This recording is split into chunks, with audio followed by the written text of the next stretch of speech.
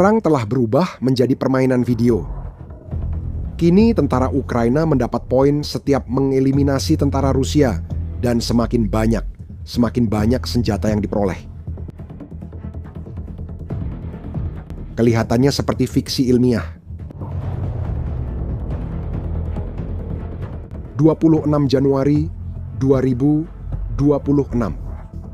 Zelensky mengonfirmasi secara terbuka, saat ini, lebih dari 80% target musuh dihancurkan secara tepat oleh drone dan sebagian besar adalah drone buatan dalam negeri. Sangat membanggakan bahwa itu adalah drone buatan Ukraina. Hanya tahun lalu, 819.737 target berhasil dihantam secara tepat oleh drone. Kami mencatat setiap kerusakan dan juga memiliki skor untuk setiap kerusakan. Kalian tahu itu dari contoh kalian sendiri. Sistem bonus poin elektronik kami berfungsi untuk meningkatkan hasil pertahanan. Pada bulan Desember, unit kami mencapai hasil dengan menghancurkan 35.000 penjajah musuh. Kami berterima kasih kepada kalian atas hasil ini.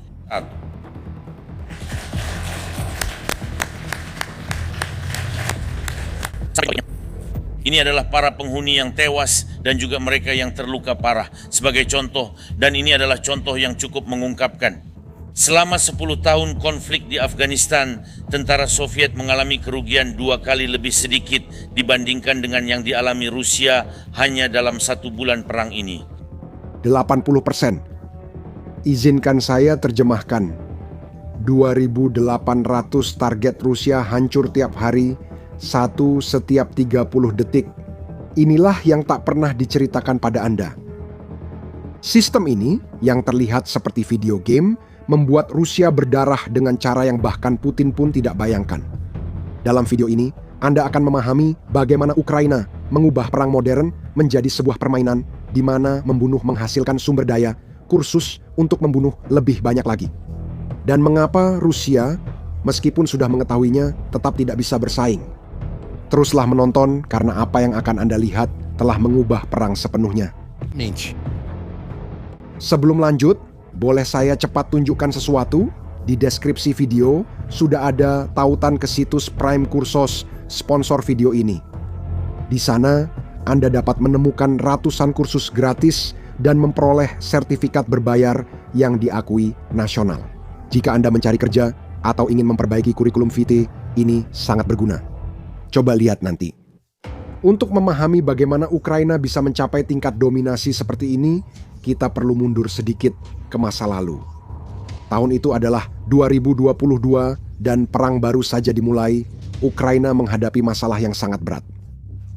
Rusia punya lebih banyak tank, artileri, tentara, dan segalanya.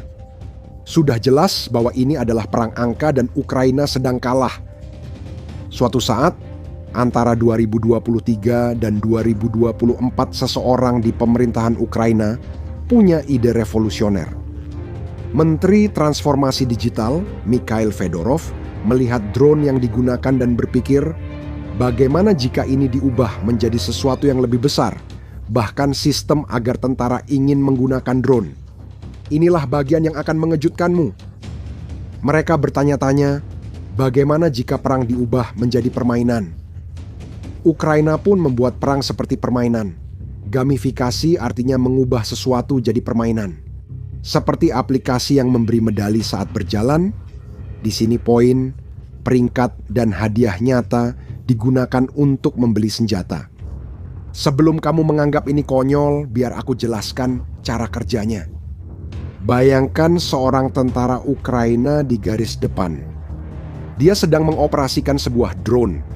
Bukan drone raksasa seperti di film Amerika, tapi drone kecil yang kamu kendalikan seolah-olah sedang bermain video game, melihat dari kamera sudut pandang orang pertama. Orang Ukraina menyebutnya drone first person view.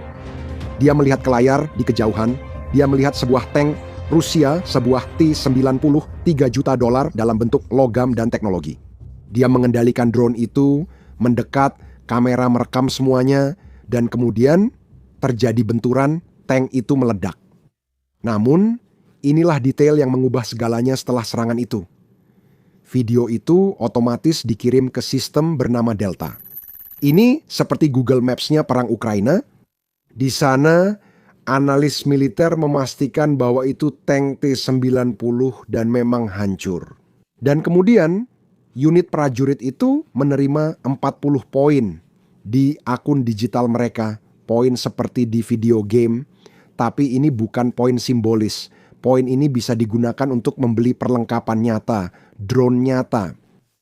Ukraina telah membuat sebuah marketplace bernama Brave 1 dan cara kerjanya persis seperti Amazon. Kamu masuk, tersedia katalog berisi lebih dari 1.000 produk. Drone serangan, drone malam, baterai, peralatan penglihatan malam, semuanya dengan harga dalam bentuk poin. Inilah matematika gila yang membuat sistem ini berjalan. Tank yang dihancurkan prajurit itu bernilai 40 poin, sementara drone, pengebom berat yang mampu puluhan misi bernilai 43 poin. Kamu tahu apa yang terjadi? Seorang prajurit hancurkan, $3 juta dapat 40 poin, lalu kalahkan beberapa prajurit musuh lagi, dan dapat 3 poin total, 43 poin. Dia pun membeli drone pengebom untuk menghancurkan lebih banyak target. Ini adalah sebuah siklus. Semakin banyak yang kamu hancurkan, semakin banyak sumber daya yang kamu miliki untuk menghancurkan lebih banyak lagi. Namun, sistem ini punya hal yang lebih mengesankan. Tabel poinnya tidak acak, melainkan mencerminkan kebutuhan Ukraina setiap saat. Pada tahun 2025, mereka menggandakan nilai untuk mengeliminasi seorang tentara Rusia dari 6 poin menjadi 12 poin.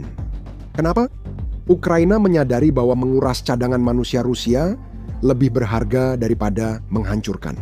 Tank bisa diproduksi, tentara terlatih tidak, tapi ada nilai yang bahkan lebih mengesankan. Tahukah kamu berapa nilai menangkap seorang tahanan Rusia hidup-hidup dengan menggunakan drone untuk meyakinkannya agar menyerah? 120 poin, 3 kali lebih banyak daripada menghancurkan sebuah tank.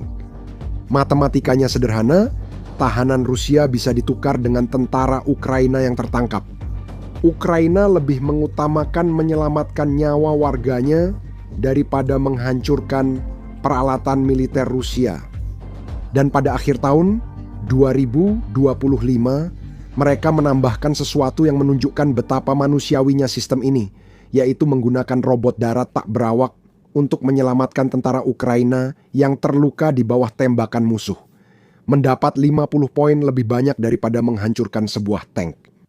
Ukraina menciptakan sistem yang membuat menyelamatkan nyawa warganya lebih menguntungkan bagi satuan daripada membunuh musuh. Mereka menjadikan belas kasih sebagai insentif. Izinkan saya menunjukkan dampaknya lewat cerita. Ada satu unit yang disebut burung-burung Magyar. Komandannya adalah seorang pria bernama Magyar. Itu hanya nama panggilannya, dia dan unitnya. Hanya dalam sebulan, mereka berhasil mengumpulkan 16.000 poin. Dengan poin itu, mereka membeli 500 drone serang, 500 drone malam, dan 100 drone pengangkut berat. Semua langsung, tanpa birokrasi dan tanpa menunggu persetujuan Kementerian Pertahanan. Komandan menentukan kebutuhan unit dan mengajukan permintaan. Di Brave 1 pemerintah membayar produsen, dan dalam hitungan hari, bukan bulan, dalam hitungan hari, peralatan sampai di garis depan, dan Brave 1 juga memiliki sistem evaluasi. Para prajurit memberikan penilaian terhadap produk-produk tersebut.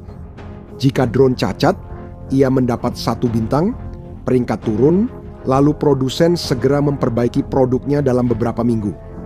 Itu adalah inovasi dengan kecepatan pertempuran. Ukraina memiliki lebih dari 500 perusahaan swasta yang bersaing untuk membuat drone terbaik. Karena para soldado yang memilih, dan itu memaksa kualitas. Tapi sebelum kita lanjut, kamu perlu memahami satu hal. Rusia mencoba meniru ini, mereka membentuk batalion Sudoplatov, juga membuat pusat produksi drone, tapi itu tidak berhasil. Rusia tidak bisa meniru sistem desentralisasi, karena di sana segala sesuatu berasal dari atas ke bawah. Komandan yang butuh peralatan harus mengajukan permintaan lewat rantai komando. Proses ini memakan waktu berbulan-bulan, peralatan sering terlambat atau dana diselewengkan akibat korupsi. Di Ukraina, komandannya bisa langsung membeli tanpa perantara dalam beberapa hari, membuat perbedaan besar. Sekarang, biar saya tunjukkan teknologi-teknologi yang sedang digunakan di medan perang saat ini. Yang pertama adalah drone serat optik. Rusia sangat ahli dalam sesuatu yang disebut perang elektronik. Mereka memiliki peralatan yang dapat memblokir sinyal radio. Alat pengacau ini yang disebut jammer bisa menjatuhkan drone biasa. Ukraina menciptakan drone Genius yang mengulur kabel serat optik saat terbang sepanjang 20 km. Drone tersebut secara fisik terhubung ke operator melalui kabel ini. Tidak ada alat pengacau sinyal di dunia yang bisa mengganggu kabel fisik. Dan bagaimana dengan video yang dikirim melalui kabel ini? Kualitasnya sempurna, presisi tanpa gangguan. Rusia menghabiskan miliaran dolar untuk teknologi pengacau, sementara Ukraina mengatasinya dengan kabel murah seharga beberapa dolar. Teknologi kedua adalah drone malam, yang oleh Rusia dijuluki Baba Yaga. Nama itu diambil dari penyihir dalam cerita rakyat Slavia yang terbang malam dan memakan anak-anak. Dan julukan itu memang tidak diberikan sembarangan. Drone-drone ini berukuran besar, berat, dan benar-benar tanpa suara. Mereka terbang di malam hari saat semuanya gelap dan menjatuhkan ranjau anti-tank berat langsung ke jalan-jalan yang digunakan Rusia untuk memasok pasukan mereka. Prajurit Rusia kini takut keluar dari parit saat hari mulai gelap karena setiap gerakan bisa menarik perhatian Baba Yaga. Paling parah, kamu tak bisa mendengarnya. Dia tiba-tiba muncul, menjatuhkan ranjau, lalu menghilang ke kegelapan. Saat Ukraina berinovasi dengan cepat, Rusia hanya bisa berimprovisasi. Prajurit Rusia sekarang memasang sangkar logam di atas tank, jaring, apa saja untuk mencoba menghalangi drone. Tapi sekarang tiba saat yang paling penting dari cerita ini, dan disinilah semuanya terhubung. Sementara Ukraina menguasai serangan dengan drone, Rusia juga menggunakan drone, bukan drone kecil. Drone besar buatan Iran yang disebut Shahed dan Rusia menggunakannya untuk menyerang kota-kota di Ukraina, infrastruktur listrik dan hunian. Pada Juli 2025, Rusia meluncurkan 203 drone seperti itu setiap hari. Ukraina butuh solusi harian, jadi mereka membuat drone interceptor untuk memburu drone lain. Yang pertama sudah bagus, tapi punya masalah yaitu kurang cepat. Shahed biasa terbang dengan kecepatan 200 km/jam mudah dicegat, tapi kemudian Rusia berkembang, menciptakan Shahed bermesin jet yang terbang dengan kecepatan 500 km/jam.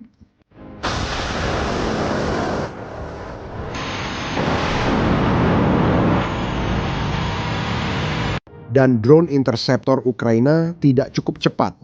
Jadi Ukraina mengembangkan sesuatu yang baru, yaitu P1 Sun. Drone interceptor bermesin jet ini mampu terbang 500 km per jam dan beroperasi di ketinggian 5.000 meter. Inilah momen yang Anda tunggu, 25 Desember 2025. Malam Natal, keluarga Ukraina berlindung saat Rusia meluncurkan banyak drone. Shahed Ajat, serangan terhadap sasaran sipil, adalah upaya yang disengaja untuk mematahkan semangat rakyat Ukraina. Di hari libur Kristen terpenting, sirene berbunyi, orang-orang berlindung, dan di malam gelap, sebuah P1 Sun lepas landas. Kamera merekam semuanya. Drone itu melaju dengan kecepatan 300, 400, 450 km per jam. Sensor mendeteksi sebuah Shahed Ajat di udara. P1 Sun berbelok, mengejar dari kejauhan, mendekat 500 meter, 300 meter, 100 meter, dan kemudian terjadi benturan. Shahed meledak di langit, pecahannya jatuh di ladang terbuka. Tidak ada yang meninggal. Dan untuk pertama kalinya dalam sejarah umat manusia, sebuah drone Ajato baru saja menembak jatuh drone Ajato lain dalam pertempuran nyata. Bukan uji coba atau latihan, tapi perang di malam Natal. Dan pesan yang dikirimkan sangat jelas.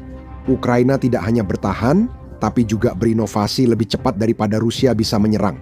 Dan ini membawa kita ke masa depan tahun 2026. Ukraina telah menetapkan target yang tampaknya mustahil, yaitu memproduksi 7 juta drone dalam 1 tahun. 7 juta itu berarti memproduksi hampir 20.000 drone setiap hari. Skala industri ini belum pernah dicoba negara lain. Biayanya $120 juta. Untuk melindungi produksi, Ukraina membangun pabrik bawah tanah tersembunyi descentralizadas yang aman dari rudal Rusia. Tujuan lainnya, 50.000 korban Rusia tiap bulan. Untuk memberikan perspektif, Rusia kehilangan 15.000 tentara dalam 10 tahun perang di Afghanistan.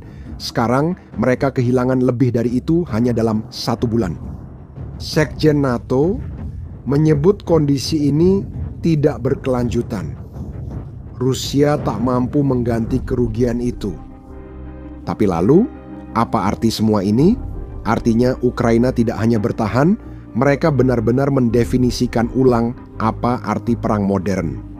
Ukraina membuktikan teknologi dan sistem bisa mengalahkan jumlah besar, menunjukkan gamifikasi bukan hanya untuk video game, serta menetapkan standar baru. Perang di masa depan akan dibandingkan dengan tindakan Ukraina saat ini, tahun 2026.